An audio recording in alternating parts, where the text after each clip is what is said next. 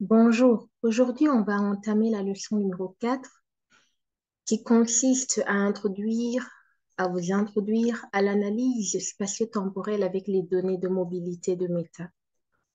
En effet, jusqu'à maintenant, on a travaillé avec l'analyse spatiale seulement des données. Aujourd'hui, on va y inclure le temps, la dimension temporelle à nos données. Et ce genre de données peut nous aider à trouver des solutions temporelles aussi, notamment des solutions de santé, comme ce qu'on essaie de faire maintenant.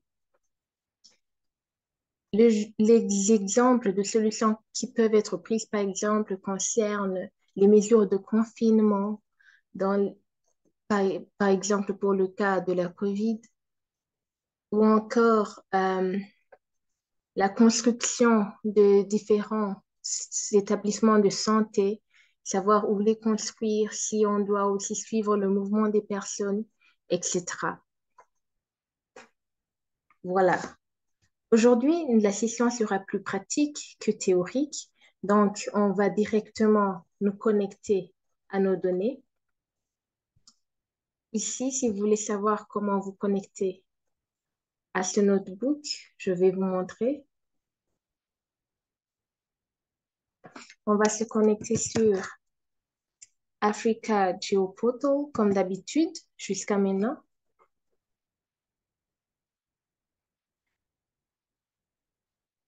Et là, on pourra chercher les différents notebooks. Si vous vous rappelez de la leçon précédente, on vous a introduit au notebook de Python où on peut analyser les données avec plus de liberté et de personnalisation.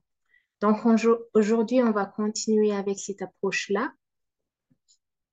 Voilà, on va cliquer pour trouver les différents outils. Et voilà, on va chercher les notebooks. Le mot notebook peut être aussi traduit comme cahier en français.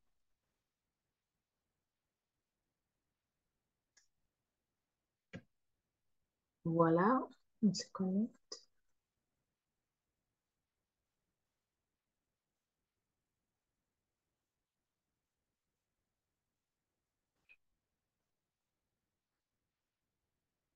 Voilà, aujourd'hui, on a les différents notebooks.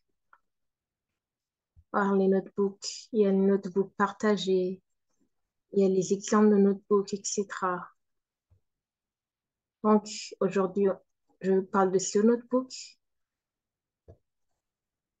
On va l'ouvrir.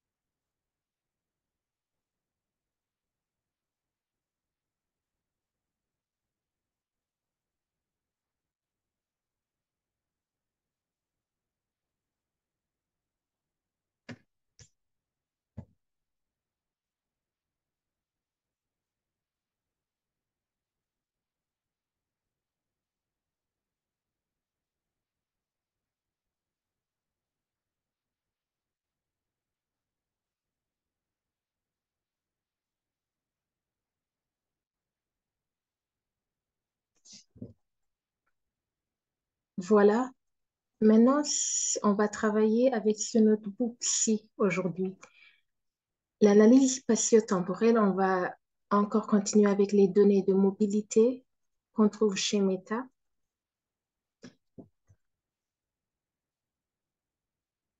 La dernière fois, je vous ai introduit à ce notebook, on a essayé d'explorer ensemble l'interface, savoir quel genre d'analyse on peut faire, quel genre de partage, d'enregistrement, quel genre de données on peut charger, et aussi comment c'est plus ou moins connecté à la cartographie. Donc, c'est vraiment un ensemble de différentes applications qui nous permettent d'atteindre un objectif commun. Voilà.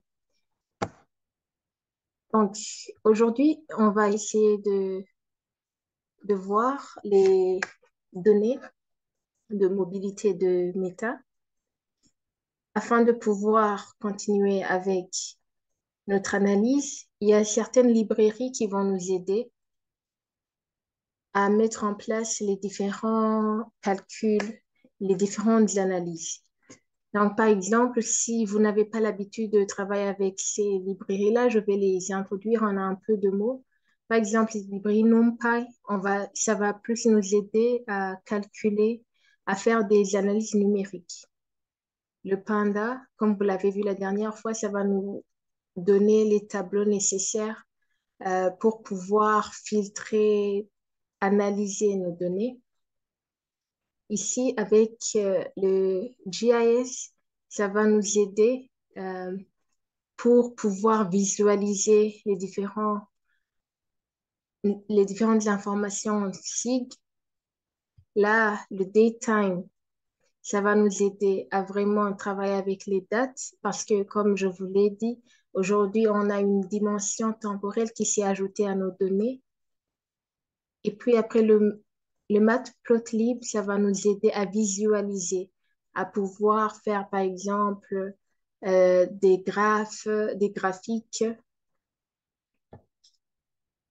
Voilà. Et ici, ça va nous aider à vraiment, parce que parfois, quand on va coder, il y a des fois où on a des avertissements, vous devriez faire ceci, cela. Et parfois, pour vraiment ne pas les avoir, on va juste les ignorer. Donc, c'est ce qu'on a choisi de faire aujourd'hui. Voilà, maintenant on va commencer à proprement parler. Aujourd'hui, on va travailler avec les données de mobilité du Nigeria.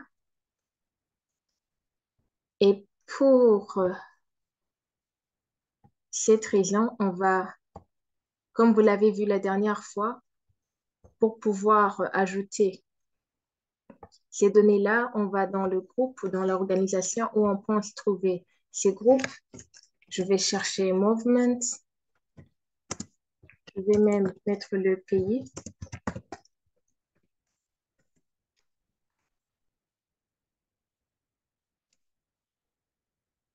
Voilà, je vais ajouter. Vous voyez, quand j'ajoute, il s'ajoute aussi automatiquement. Donc, je vais essayer de renommer cela. C'est vraiment ce que j'ai fait ici. Donc, je vais juste le refaire pour que vous puissiez le refaire aussi chez vous. Voilà. Voilà, on a le même résultat. Donc, je vais juste effacer celui-ci.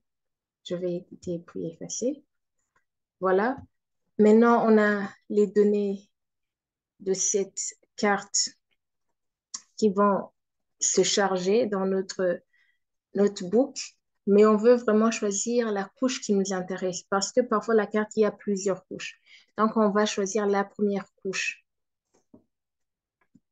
Voilà.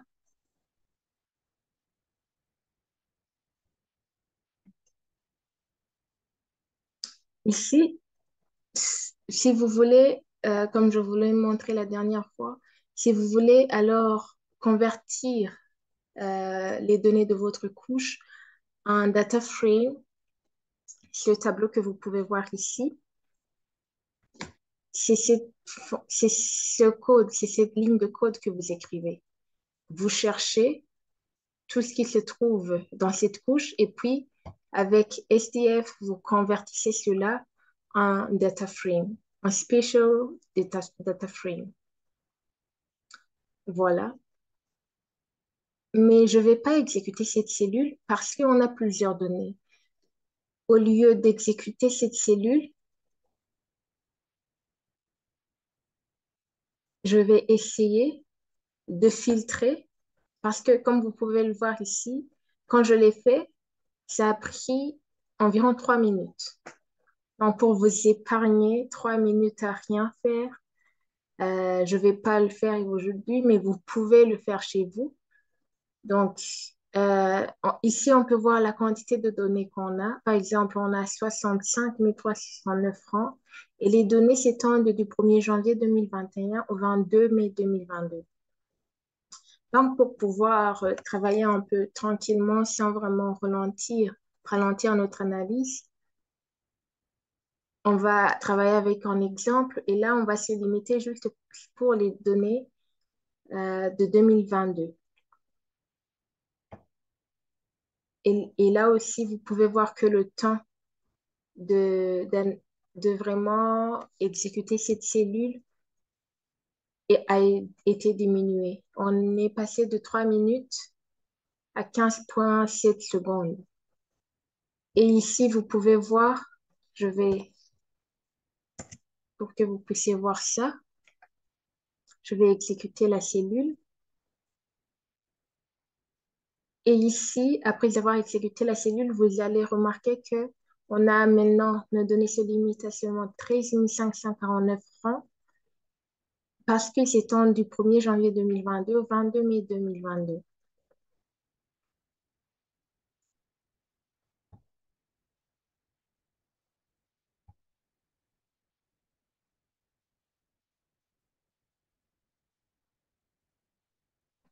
Je vais traduire en attendant un peu cela pour vous. Voilà, vous pouvez voir les données. Maintenant, ça a pris 26 secondes.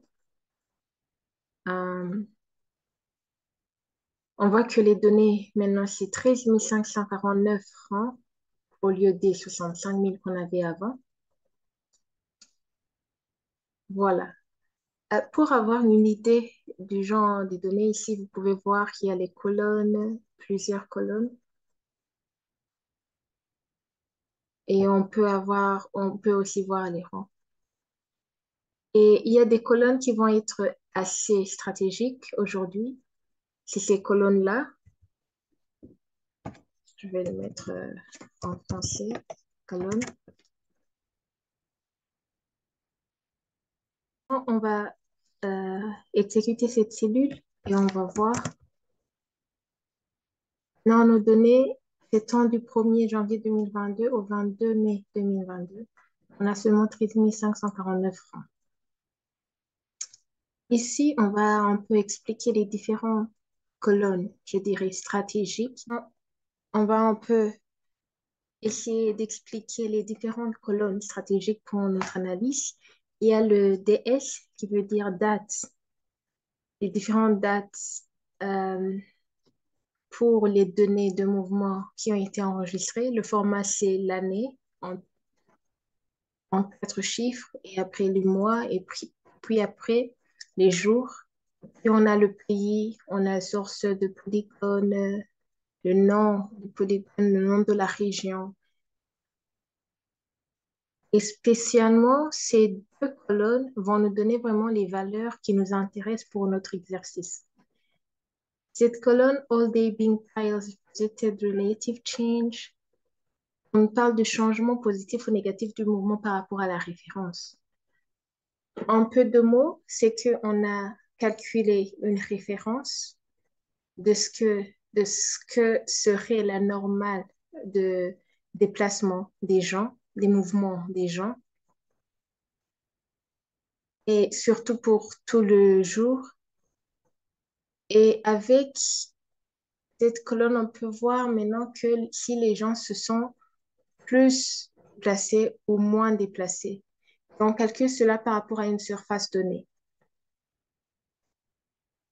Cette deuxième colonne nous parle de proportion positive d'utilisateurs restant au même endroit. Contrairement à cette première colonne, cette colonne nous parle d'un, nous parle des gens qui sont restés au même endroit. Un pourcentage, une certaine fraction, proportion de personnes qui, théoriquement parlant, n'ont pas été vraiment mobiles, dans le sens où ils n'ont pas quitté peut-être leur ville, leur quartier. Voilà un peu de mots. Donc, connaissant cela, on va commencer l'analyse. Ici, on va un peu voir les différentes colonnes qu'on a. Nous, ce qui nous intéresse, c'est vraiment les colonnes stratégiques comme on en a parlé. Ce qui nous intéresse, c'est bien sûr le nom des pays, la date, les polygones. Ça va nous aider à, après, pouvoir cartographier nos données. Et enfin, les deux colonnes qui nous parlent de mouvements, soit par rapport à la référence ou alors par rapport à l'endroit où les personnes sont. Voilà. Maintenant, on a juste quelques colonnes à la place des nombreuses colonnes qu'on avait avant.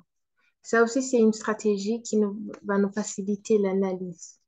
Et enfin, d'y voir. Mais voilà. Ici, en appelant cette fonction, on peut voir un peu de mots ce dont il s'agit. On peut voir le nombre de colonnes, le nombre de valeurs non nulles. On voit qu'on n'en a pas.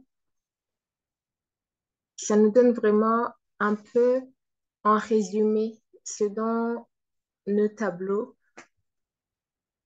parle. Voilà. Ici, pour vraiment avoir une idée des valeurs, on va avoir cet histogramme. On voit que il faut nous rappeler que cette colonne nous parle des mouvements positifs ou négatifs des personnes. On voit que la plupart des personnes ne changent, ne sont pas aussi mobiles que ça par rapport à la référence. Et plus si vraiment le mouvement est négatif ou trop positif, on voit que c'est pas quelque chose qu'on a beaucoup.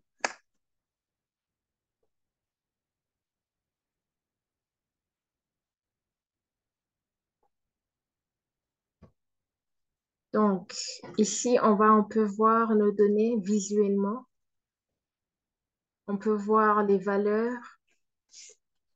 On voit vraiment que c'est pour le mouvement positif ou négatif.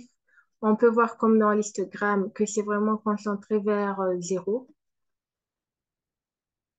Et le pourcentage des personnes qui restent au même endroit, on peut parfois c'est 19%, 17%, 20%, 11%. Voilà. Euh, Parce qu'on sait que le mouvement des personnes, spécialement ceux qui restent chez eux ou pas, dépend aussi des jours. Par exemple, le week-end, parce que les gens ils ne travaillent pas, ils ont plus tendance à rester chez eux. On ne veut pas vraiment avoir des données biaisées. On ne veut pas euh, que, par exemple, les gens qui sont restés chez eux à cause du confinement, on les compare avec les gens qui sont restés chez eux parce que simplement c'est le week-end. On veut un peu, autant que possible, faire la différence entre ces deux catégories de personnes. Donc, pour ne pas avoir des données biaisées, on va essayer de ne pas considérer les week-ends. Et pour cela, il faut vraiment qu'on puisse nommer nos jours. Et cette ligne de code nous le permet. On va savoir le nom, le jour. On va nommer le jour de la semaine en fonction de la date. Par exemple, ici, le 3 mai tombe le mardi. Le 4 mai tombe le mercredi. Le 5 mai, le jeudi. Et etc. Voilà. Maintenant qu'on a le nom des jours ici, ce qu'on veut faire, c'est juste garder du lundi au vendredi. On veut ignorer les week-ends, mais en plus des week-ends, on veut aussi ignorer les jours fériés. Parce qu'un jour férié, c'est vraiment presque comme un week-end.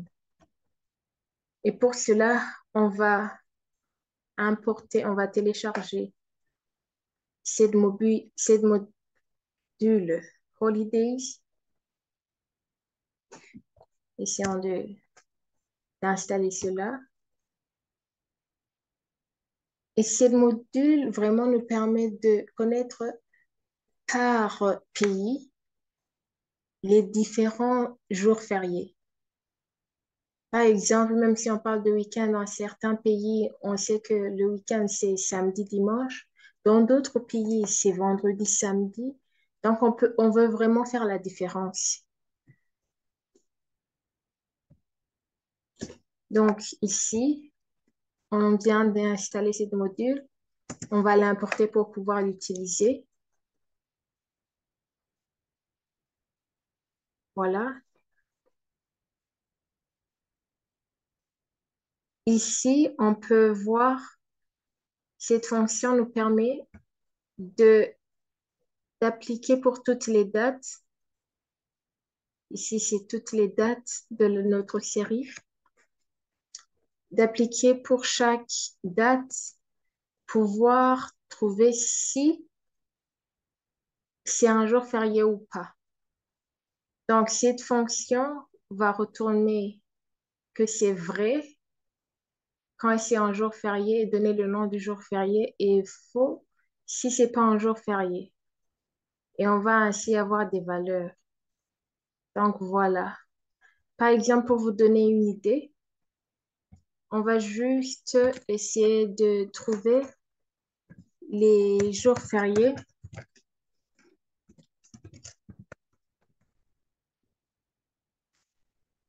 au Nigeria même. Essayons de trouver pour, par exemple, la journée internationale du travail, le 1er mai. Voilà. La fonction retourne que c'est la journée internationale du travail, donc ainsi de suite. Même pour le nouvel an, on peut essayer, voilà, le nouvel an, etc. Et quand il y a rien du tout, ça va retourner rien du tout. Voilà, ça c'était un exemple. Maintenant, on va voir cela on va tout avoir dans cette colonne Public Holiday. Voilà.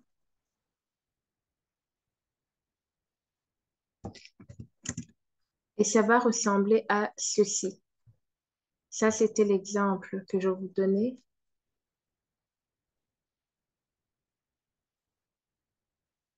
Voilà. Et pour avoir une idée de vraiment combien de fois on a ces valeurs, on va avoir ce graphique.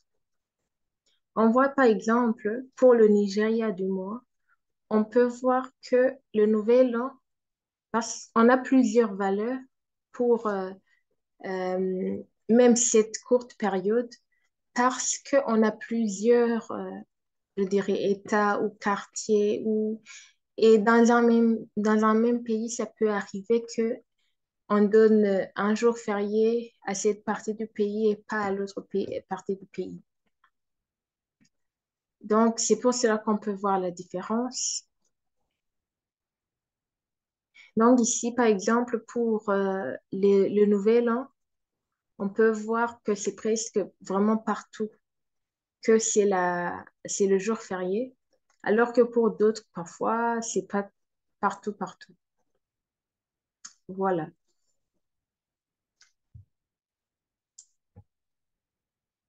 Ici, on va maintenant, notre objectif est de supprimer tous les samedis et dimanches, Saturday and Sunday.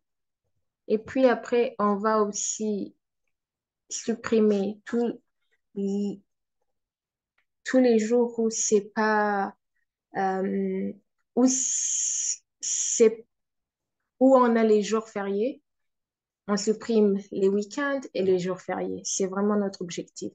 Donc voilà, on a ça ici. Si on essaie d'exécuter cette ligne, attendez, il y a une erreur. Oh, il n'y a pas je vais même vous donner ici un exemple pour voir comment vous pouvez régler ce genre de problème. Ici, on dit que notre data frame, il n'y a pas de colonne qui s'appelle day of week. Donc, ça veut dire qu'il y a une colonne, quand j'ai dû l'ajouter, je ne l'ai pas ajoutée. Je vais donc essayer d'exécuter ce code.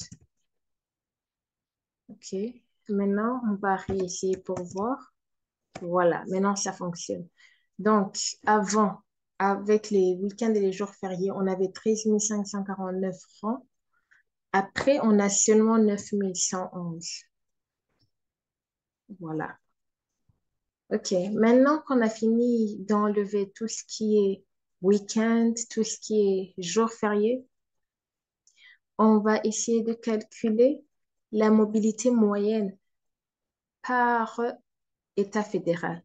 On peut le faire et on va le faire aussi par d'autres zones administratives, peut-être plus petites, mais on va commencer par les États fédéraux. Ici, on calcule la moyenne. On aurait pu faire le maximum ou le minimum, mais ici, on s'est intéressé à la moyenne. Et voilà notre résultat, du moins l'introduction de nos résultats. On va voir ça. Mais on a ça sous forme de tableau. En utilisant ArcGIS et quand on parle de données géospatiales, on veut vraiment être capable de les représenter spatialement. Et c'est ce qu'on va faire. Mais en plus de la représentation spatiale, il faut aussi avoir la représentation, je dirais, graphique. Par exemple, les graphiques, les cercles, les barres, etc. Donc, ici, on va importer cette module Seaborn. Ça aide à la visualisation de nos données sous forme de graphique. Voilà. Ici, on va essayer de représenter sous forme d'histogramme les données de mobilité moyenne par État fédéral. Donc, voilà.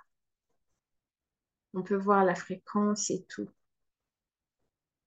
Maintenant, mais cette façon de représenter nos données, c'est quand même pas assez, je dirais, explicatif. C'est pas communicatif.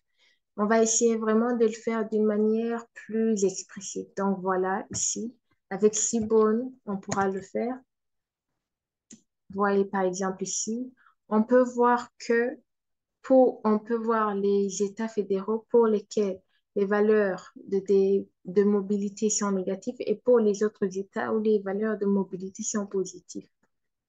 Donc, on peut faire la différence entre ces deux types d'États fédéraux par rapport aux mobilités de personnes. Voilà.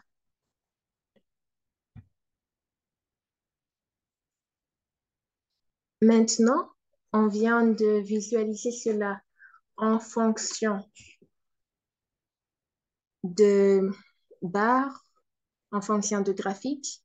Essayons maintenant de visualiser cela en fonction de cartes. On veut vraiment pouvoir le voir géographiquement parlant, parce que après tout, ce sont des données géospatiales. Donc, on va essayer de télécharger les données qui nous donnent les zones administratives qui représentent les États fédéraux, comme vous pouvez voir ici. Si vous ne vous rappelez pas comment vous pouvez avoir ça, vous cliquez sur Ajouter et vous cherchez, que ce soit dans le groupe, dans l'organisation ou chez vous, selon que vous l'avez. Voilà. Après, on va essayer de convertir cela en Spatial Data Frame et vous pouvez voir le résultat aussi. Voilà, on a ce résultat. Mais nous, ce qui nous intéresse, pourquoi on a vraiment chargé ces zones administratives, nous, ce qui nous intéresse, c'est vraiment les coordonnées. C'est vraiment pouvoir utiliser ces données-là pour pouvoir les fusionner avec nos propres données afin qu'on puisse cartographier nos données selon leur situation géographique. Donc, ce qui nous intéresse le plus, c'est vraiment ça, cette colonne shape. Mais pour pouvoir les fusionner, il faut quand même que ayons des informations par rapport au nom de ces États fédéraux ou même des codes qui pourraient nous aider de savoir à quelle partie du pays appartient cette euh, shape. Voilà. Donc, on va garder les noms des pays, on va garder le nom des États fédéraux. Voilà. Et tous les autres noms, on va juste les supprimer. Par supprimer, on va utiliser cette fonction drop. Voilà. Et le résultat sera celui-ci. Maintenant, on a un nom et on a à quelle, je dirais, structure spatiale ça correspond. Voilà. Maintenant, on veut alors pouvoir fusionner nos données. Il y a d'abord nos données ici, où on a le nom et le code pour l'État fédéral et la valeur de la mobilité moyenne, du changement de mobilité moyenne. Alors qu'ici, nous avons le nom du pays et le code du pays, nous avons le nom de la région, de l'État fédéral, et nous avons les caractéristiques spatiaux de chaque euh, zone administrative. Maintenant, on va fusionner. En fusionnant, on va utiliser cette fonction merge. Et pour cela, on va comparer les deux codes pour les États fédéraux et on veut rester avec notre euh, special data frame d'avant et pouvoir juste ajouter, nous, ce qui nous intéresse, la mobilité, le changement de mobilité moyenne. Donc, c'est ce qu'on va faire. Vous allez voir le résultat. Vous pouvez voir, avant, on avait un data frame qui se limitait ici. Maintenant, on a pu ajouter ce changement de mobilité moyenne. Voilà. Maintenant, après avoir fait nos analyses, calculé la moyenne de nos données, etc., maintenant, on veut exporter cela pour qu'on puisse cartographier, visualiser cela spatialement comme il le faut. Pour cela, on va utiliser cette fonction Spatial to Feature Layer. On va nommer ça Average Mobility Change by State. Dans le résultat.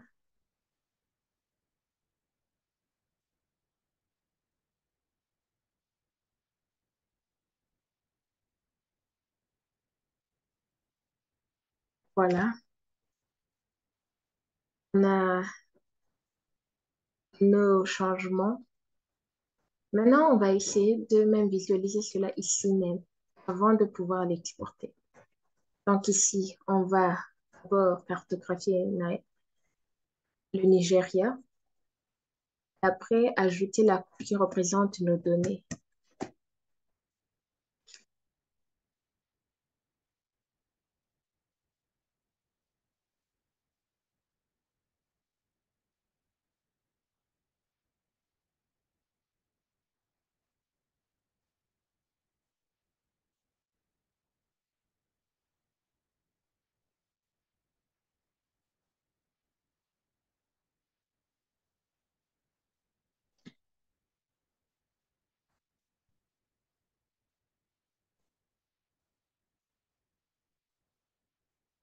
Non, on va continuer en attendant que ça puisse être bien visualisé ici avec la carte et tout.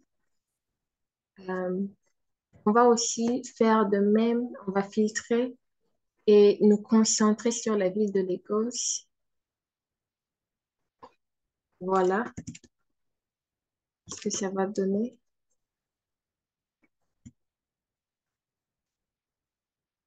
On attend que ça se visualise. Et vous pouvez voir ici, on s'est juste limité à l'Écosse. Donc, on va aller encore plus en profondeur et maintenant, on va nous concentrer sur les différentes zones administratives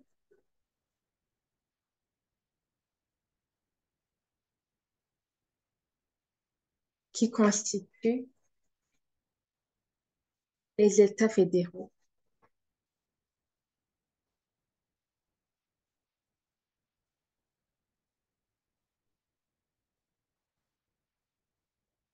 Donc, on va télécharger nos données pour les zones administratives qui constituent les États fédéraux. On va voir ici. Non, ce sera Boundary Level 2. Avant, pour les États fédéraux, on avait fait Boundary Level 1. Voilà, encore une fois, retrouver les couches qui nous intéressent et après, renommer cela en Special Data Frame. Partir cela en Special Data Frame. Là, nos nouvelles données propres à l'ECOS. Voilà, on va faire de même chose avec l'ECOS, juste garder les données spéciales qui nous intéressent. Et après, on va aussi calculer la mobilité moyenne, le changement de mobilité moyenne pour les gosses.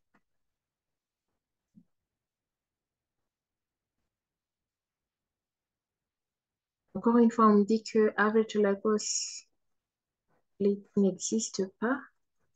Donc, je vais voir si je l'ai pas, j'ai pas exécuté le code qui parle de ça. OK. Je viens de l'exécuter. Voyons si l'erreur va disparaître. Voilà. Maintenant, ça va. Ouais. Maintenant, on a un tableau où vraiment les données sont seulement pour les zones administratives qui constituent les gosses. Voilà. Encore une fois, on veut exporter cela pour pouvoir visualiser cela de la meilleure façon. Ce folder, je ne l'ai pas, donc je vais juste l'effacer.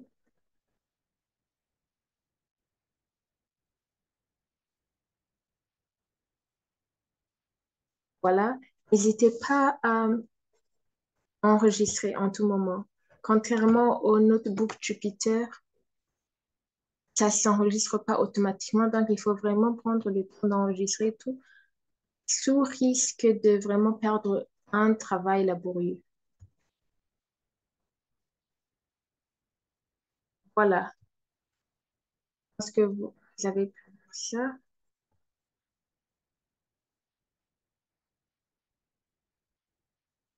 Voilà notre Nigeria ici.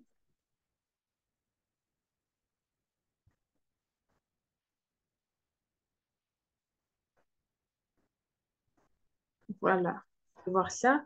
On a exporté celui-ci pour pouvoir vraiment styler, personnaliser notre visualisation de la meilleure façon. Voilà.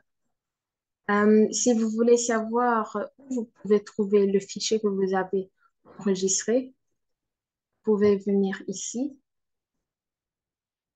Vous cliquez sur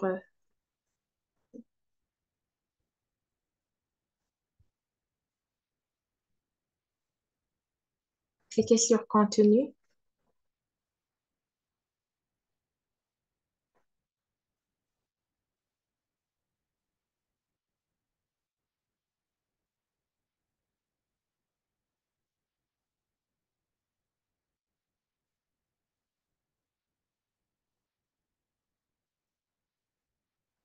Voilà, sur contenu, vous allez voir tout, par exemple, ici, je peux voir tout mon contenu, tout ce que je viens d'enregistrer, par exemple, ici, tout.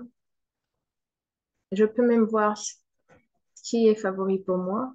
Par exemple, je vais marquer que ce qui est favori pour moi, c'est l'exercice qu'on vient de faire. Donc, dans mes favoris, je pense que je vais trouver ça. Voilà, il est là. Puis, je peux aussi voir ce qu'il y a dans mes groupes. Voilà. Puis, mon organisation. Voilà. Voilà, voilà. Donc, maintenant, je veux juste ouvrir ce que je viens d'enregistrer. Celui-ci. Et vous pouvez voir les différents euh, éléments que j'ai aussi enregistrés. Average mobility in legal states. Si vous voulez, je vais même mettre ça en français pour pouvoir vraiment rester avec la langue française. Je vais retourner à mon notebook.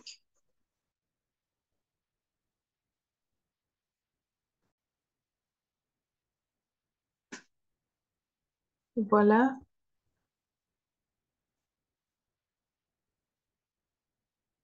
Changeons le nom de nos fichiers.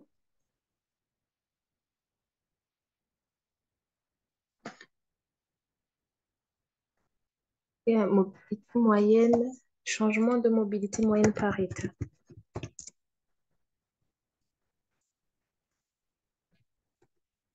Changement moyenne de mobilité par état.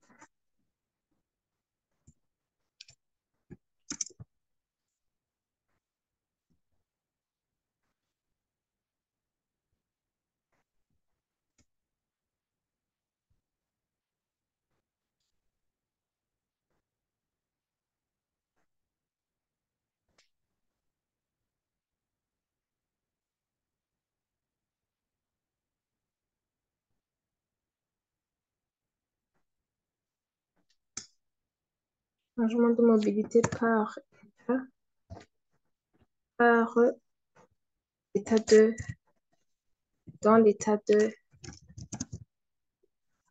hausse.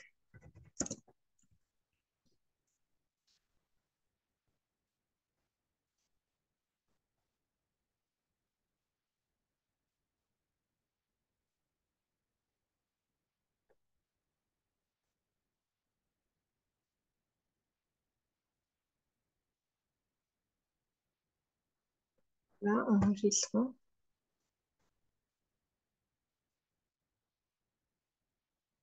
Dans mon contenu.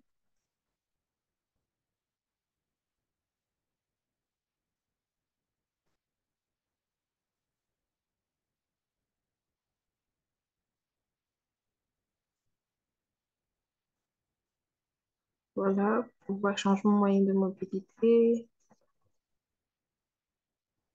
Voilà. Maintenant, on va essayer de utiliser tout cela avec la carte. Vraiment visualiser cela de le meilleur moyen possible.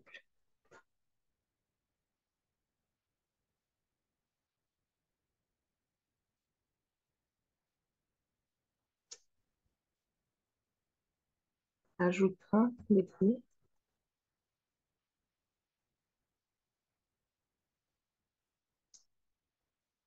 Ici, on va ajouter les changements de moyenne dans l'état de hausse.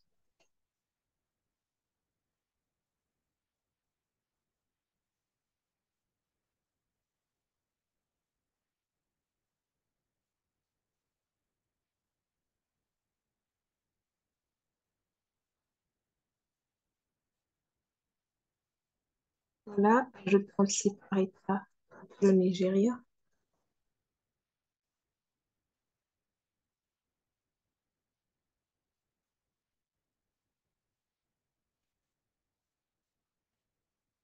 Voilà.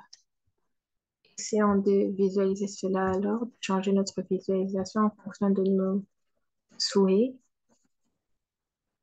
du souhait de nos différents parties qui peuvent être intéressés dans la recherche de solutions. Donc voilà, déjà, on veut que les valeurs qu'on trouve que ce soit les valeurs qui sont liées à la mobilité. Donc on va choisir cette colonne-là. Voilà. On va choisir aussi euh, l'option, par exemple, ici.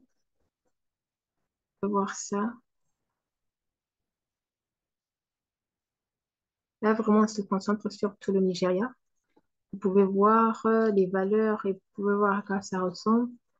Ici, on peut essayer, par exemple, de juste catégoriser les États avec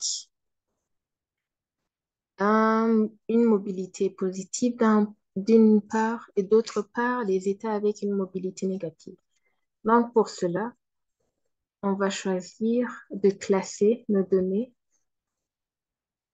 et en les classant, on va choisir les deux classes, donc positif et négatif. Et là, on va choisir la légende, symbole. Par exemple, on peut faire, si c'est pour la COVID, on peut dire, euh, donc vert si c'est positif et rouge si c'est négatif. Bon, la plupart du temps, on peut faire comme ça. Donc, on va chercher quelque chose qui ressemble à vert et rouge.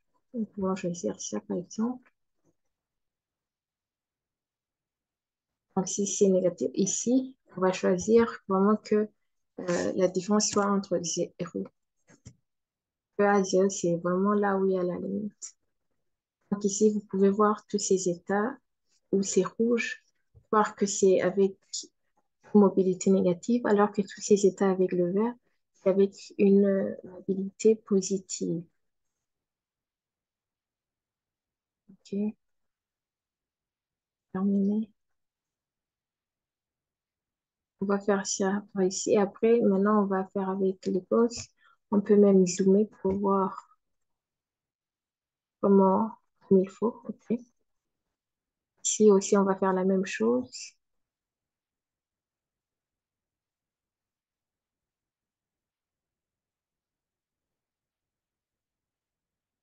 On va faire la même chose. On va juste les classer en deux catégories.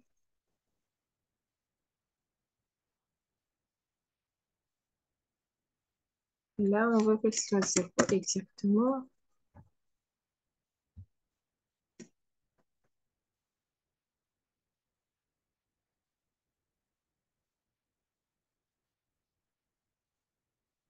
Oh, ici, il paraît que pour l'état de l'Écosse, c'est tout négatif. Et on n'a pas de... Ah, ok.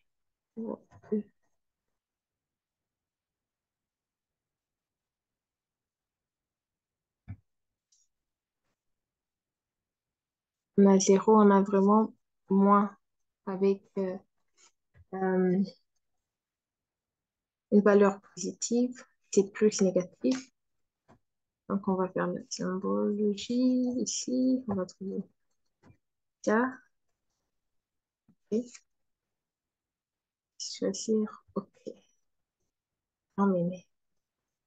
Voilà, on va ajouter la transparence un peu. Transparence, jusqu'à 50. Ici aussi, transparence, jusqu'à 50. Voilà.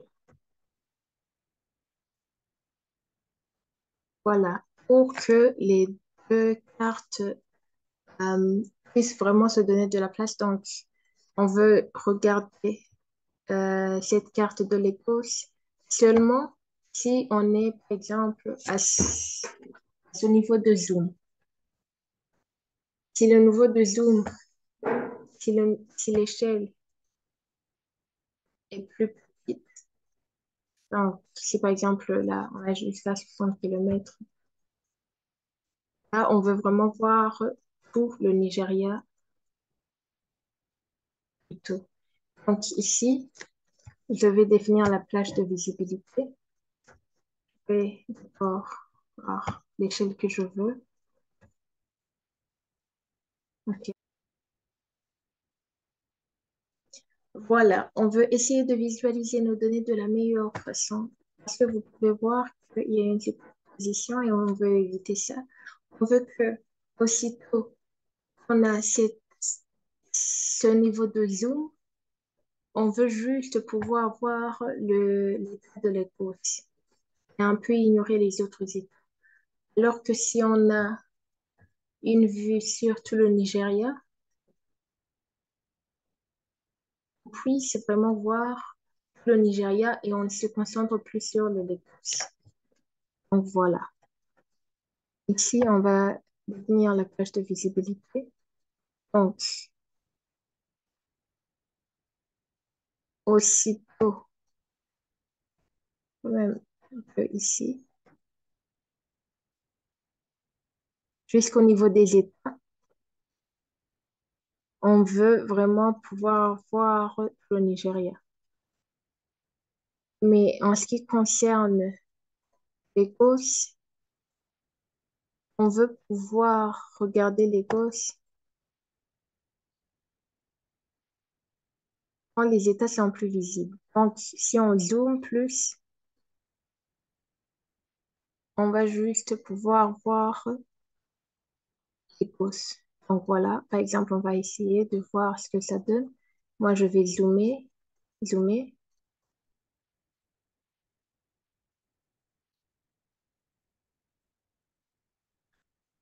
Ici, vous pouvez même voir comment ça devient gris. Donc, à ce niveau-là, je peux juste voir ce qui concerne le Nigeria.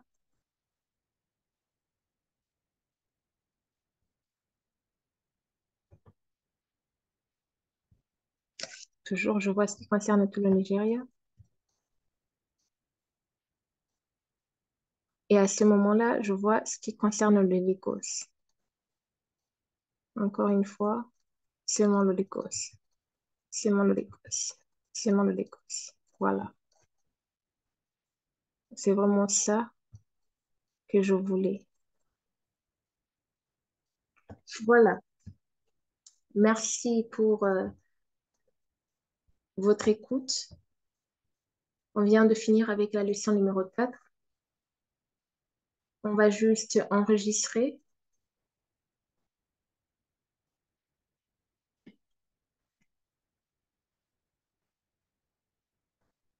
Changement de mobilité Nigeria.